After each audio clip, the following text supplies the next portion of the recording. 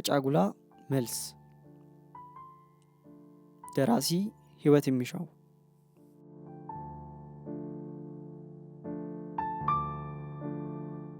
ከአርባ ምንጭ የጫጉላ ሽርሽር መመለሳቸው ነው። እንደ ባልና ሚስት አንድ ቤት መኖር ከጀመሩ ሳምንት አልሆናቸው። የቤት ዕቃ አሟሉ። ጎጃቸውም ገና አልሞቀም። ቀኑ እሁድ ነበር። የእሱ ጓደኞች አዲስ ተጋቢዎቹን ለማየትና እንኳን ደስ አላችሁ ለማለት መጥተዋል። ትንሽ ሳሎናቸውን ሞልተው በሞቅታ ይጫወታሉ። ለጥንዶቹም ለቤታቸውም የመጀመሪያ እንግዳ መሆናቸው ነው። ሚስት ወዲህ ወዲያ እያለች እንግዶቿን በደስታ ስታስተናግድ ቆይታ የምሳ ግብዣዋ በቃና ቡና ለማፍላት ከሰል አቀጣጥላ ቡናዋን አጣጥባ ቄጤማ ጎዝጉዛ ዕጣን እያጫጫሰች በማወራ ደንብ ተቀመጠች። የፕላስቲክ በርጩማዋ ላይ ከመመቻቸቷ ግን ፈንዲሻ እንዳልገዛች ትዝ አላትና ጮክ ብላ ውይ የአዲስ ሙሽራ ነገር ለካ ፈንዲሻ አልገዛውም አለች። ሁሉም በአንድነት ሳቁ። ተይው ፋንዲሻ ባይኖርስ ወይ ደግሞ እኔ ልግዛልሻ ያላት ግን አልነበረም።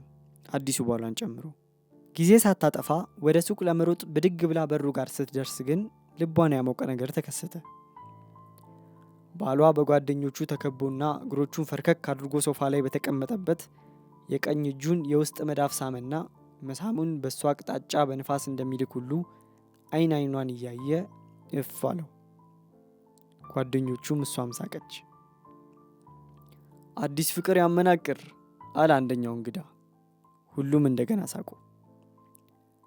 ሳቃቸው ሳያባራና በሩን ከጀርባዋ ሳትዘጋ ወደ ሱቅ ለመሄድ ኮሪደሩን በፍጥነት አቋርጣ ደረጃውን ወረደች። ግን ግማሽ መንገድ እንደሄደች ለፈንዲሻው መግዣ ብር እንዳልያዘች ትዝ አላትና በወረደችበት ፍጥነት ደረጃዎቹን መውጣት ጀመረች። ወደ ኮንዶሚኒየም ቤታቸው የሚወስደውን ቀጭን ኮሪደር ይዛ በራቸው ጋር ከመድረሷ በፊት ቤቷን የሞላው ሞቅ ያለ ጨዋታ ቀድሞ ጆሮዋ ገባ።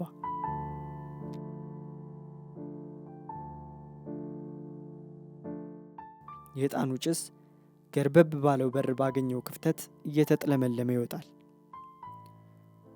እሺ እባክህ ሃኒሙኑ እንዴት ነበር? አንደኛው ጠየቀ። ጓደኞቹን ሁሉ ጠንቀቃ ስለማታውቅ ማን እንደሆነ እርግጠኛ አልነበረችም። እርምጃዋን ገታ አደረገችና ከበሩ አጠገብ ከጎረቤታቸው መስኮት ፊት ለፊት ድምጿን አጥፍታ አቆመች። ጥያቄውን ብዙ ሳቅ ተከተለው። የሚገርም ነበር ባሏ ጨኮ ብሎ መለሰ። ፈገግ አለችና ወደፊት ለመሄድ ፈለገች። የባሏን ተጨማሪ የውዳሴ ቃላት ለመስማት የቋመጠው ጆሮዋና ልቧ ግን ትዕዛዟን አሻፈረኝ ብለው እግሮቿን ከመሄድ ከለከሉ።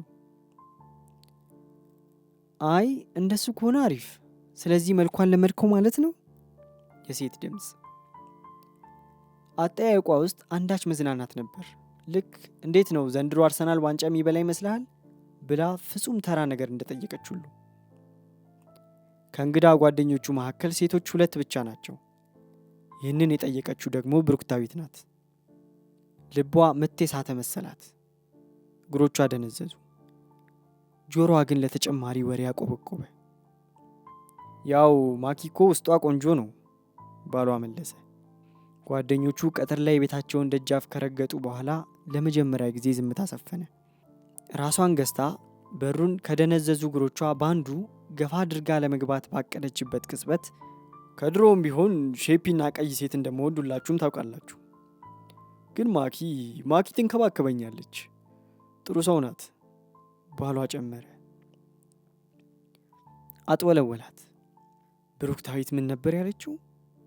መልኳን ለመድከው? እሱስ ምን ነበር ያለው? ሼፒና ቀይ ሴት እወዳለሁ ግን ማኪ።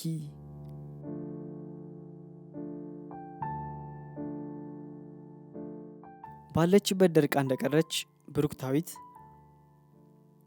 እሱማው ግን እንደ ሳምሪ ካለች ልጅ ጋር ስለነበርክ ስታንዳርድህን ዝቅ ያደረክ ምናምን ይመስልሃል ብላ ጠየቀች።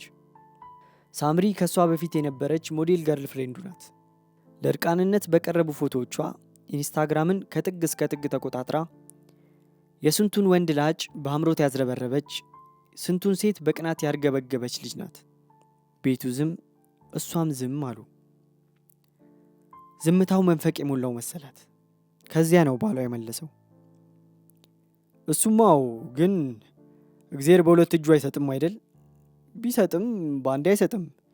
ስለዚህ አንዱን መምረጥ አለብን። ሚዛኗን ስታ እንዳትወድቅ ወደ ኮሪደሩ አዳፋ ግድግዳ ተጠጋች። የቀድሞ ፍቅረኛው ብስል ቀይ ነበረች፣ ሼፒ ነበረች። እሷ ግን ሁለቱንም አይደለችም። አሁን አተኩራ ስታስብ የቀድሞ ፍቅረኞቹ ሁሉ ሳምሪን መሳይ ናቸው። ወደ ቤቷ መመለስ አለባት። ግን ተመልሳስ ምናልሽ አንቺ ብላ ብሩክታዊትን ታፋጥታት? ያልጠገበችው ባሏን ጓደኞቹ ፊት ታንጓጠው ታሸማቀው? ጓደኞቹ በአፍረት ሲሸማቀቁ ታያቸው? ይህን ሁሉ ብታደርግ ምን ይለወጣል? ስለ እሷ ከማሰብ አልፎ በይፋ የመሰከረውን የሚያደማ እውነት ልትቀይር ይቻላታል? ሚስቱ በአንድ እጅ የተሰጠችው እፍኝ የማትሞላ መጽናኛውና ባጣ ቆዩኝ እንጂ ታላቅ ጸጋው አለመሆኗን ሊያስረሳው ይችላል? ክብደቷን ልትቀንስ ትችላለች። ቢያንስ 10 ኪሎ የሚሆን ትርፍ ስጋ ተሸክማ እንደምትዘዋወር ታውቀዋለች። የቆዳ ማንጫ ክሬም እየተለቀለቀች ቆዳዋን ከጠይም ወደ ቀይነት መቀየር ትችላለች። ግን ያንን ማድረጓ ከቀድሞ ፍቅረኞቿ ዝቅ ያለ ደረጃ ካላት ሴት ጋር ትዳር እንደመሰረተ ከሚያስብ ወንድ ጋር መጋባቷን አይቀይረውም። እጆቿ ይንቀጠቀጣሉ። ልቧ ከወትሮ በፍጥነት ይመታል።